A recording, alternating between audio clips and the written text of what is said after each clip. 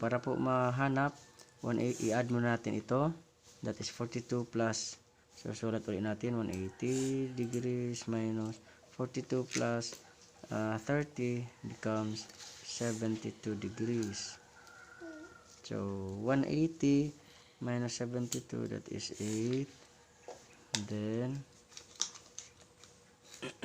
0 and 1. Okay. So, that is 108 degrees.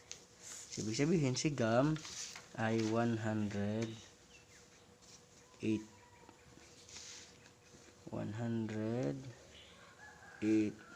degrees.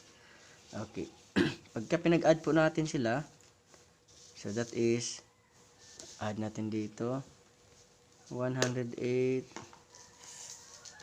plus 42 plus 90. Ito po yun, 108 plus 42 plus 90 plus 48 plus 48 plus 42 plus 42 plus 30.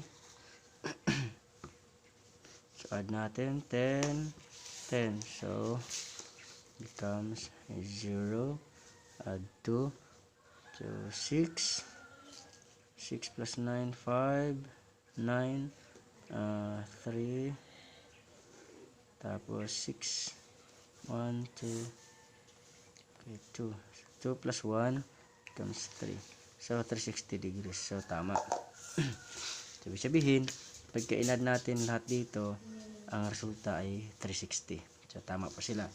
Now, kasunod, hanapin naman natin yung mga arc. So, number 5, we're going to find the measure of LK. So, LK. Saan si LK?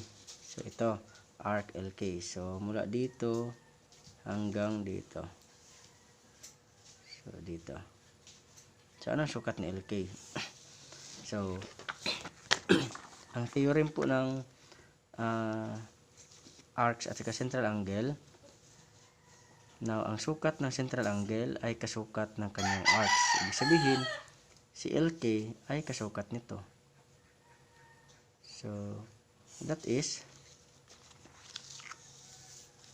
ang sukat ni LK is equal to sukat ng kanyang angle o central angle. Now, central angle will be cal. Now, si cal is 90 degrees. So, therefore, si MLK or si LK is 90 degrees din. Okay, so ito po yung sukat niya. Since the measure of the central angle is equal to the measure of its intercepted arc. Now, intercepted arc niya ay LK, then ang kanyang central angle is 90. Therefore, arc LK is also 90 degrees. Okay. So, then, number 6, JK. So, number 6, measure of JK. Now, arc JK, ito din, ito, so, is equal to its central angle. Ito, that is jack. So, JK is equal to angle jack. Now, angle jack is 48. So, JK also is 48. So, ganun lang po kadali ang pag-solve nito. Huwag lang pong malito. Okay po. So, ulitin ko po. Para mahanap si angle, titingnan mo muna kung meron bang straight line dyan. Kapag halimbawa, ang hinahanap ay given na si hag o si ito, given na si KAH 90 degrees or right triangle at ang pinahanap ay ito, so titingnan mo si straight line. So, since ang kalahati ay may given na 90, so automatic ang kalahati ay 90 din. Then, kung complementary naman sila, kung ang isang angle na complementary ay may given na, automatic yung minus mo na lamang si 90 degrees sa given na given ng isang angle ng complementary. So, ganun naman po. Basta tandaan, ang sukat lahat ng nasa circle ay 360. Then, sa intercepted arc naman, ang sukat ng intercepted arc o ng kanyang arc is equal to its central angle. So, ang central angle, ang sukat niya ay sukat din po ng kanyang arc sa labas.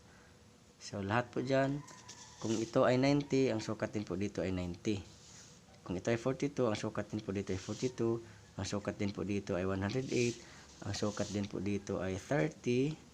Dito po ay 42. At dito ay 48. So, pagkat inad mo yun lahat, pareho po ng sukat dito sa loob. Okay po, so thank you po.